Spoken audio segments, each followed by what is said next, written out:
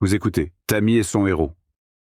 Un livre écrit par Ginette Larreau, Anne-Marie Quesnel, et lu par la voix modélisée de Michel Jean. Chapitre 1. La rencontre.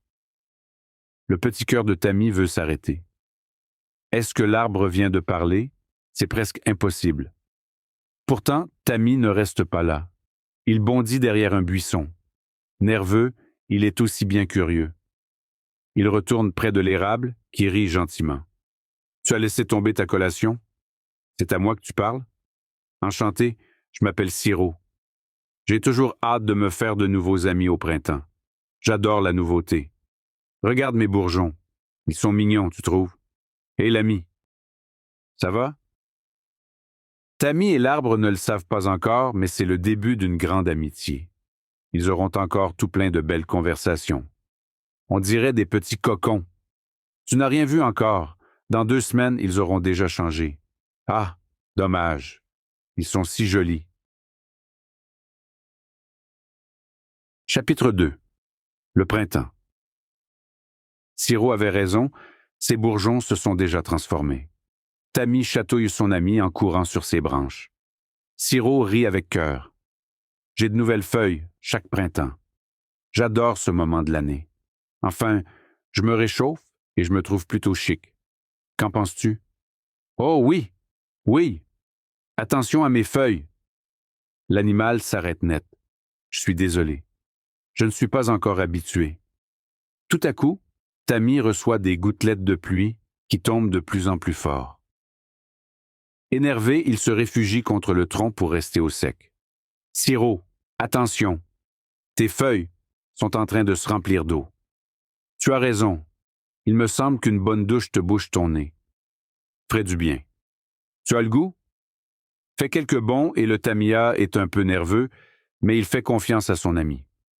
Taquin, Sirop remue ses branches avec plaisir. Une vraie douche. Le petit rongeur est surpris. Lui qui n'aime pas le changement, il se rend compte que sa nouvelle expérience est très agréable. Il est fier d'avoir osé.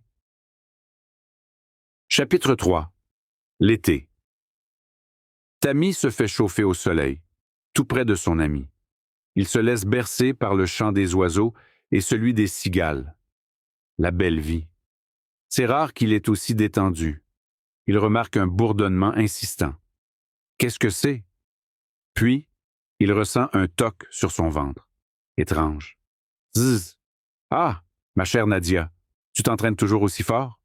Plus que jamais. Je vise la médaille d'or. Tammy est confus. Tu la connais? Bien sûr. C'est Nadia, l'abeille olympique. Ne crains rien. Elle fait du trampoline. Au 2e toc, il ouvre les yeux. Une abeille. Tammy se met à crier. C'est la panique. Pourtant, l'abeille continue son manège. Sirop, au secours, on m'attaque.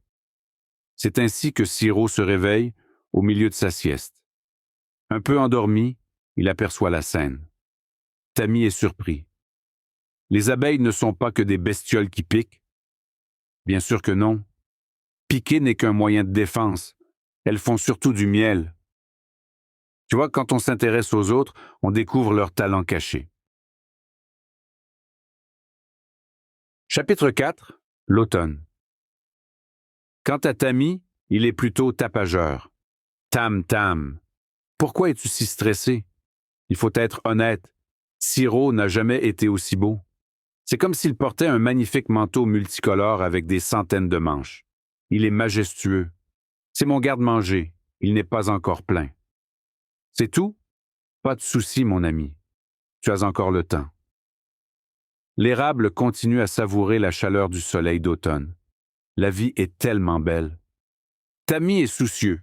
Il a remarqué un changement inquiétant. Il décide d'en parler. Sirop, il faut que je te dise. Il y a une 2e chose qui m'inquiète. Tes feuilles, qu'est-ce qu'elles ont? Eh bien, elles tombent. Dans sa grande sagesse, Sirop sourit. C'est tout naturel, c'est l'automne. Je n'en ai pas besoin durant l'hiver. Mes feuilles ont une autre tâche. Tu vois, en tombant sur le sol, elles servent de protection pour les insectes. Rassuré et blagueur, Tammy lui fait un clin d'œil. Nous espérons que vous avez apprécié cet aperçu. Pour continuer à écouter ce livre audio sur Google Play Livres, utilisez le lien dans la description de la vidéo.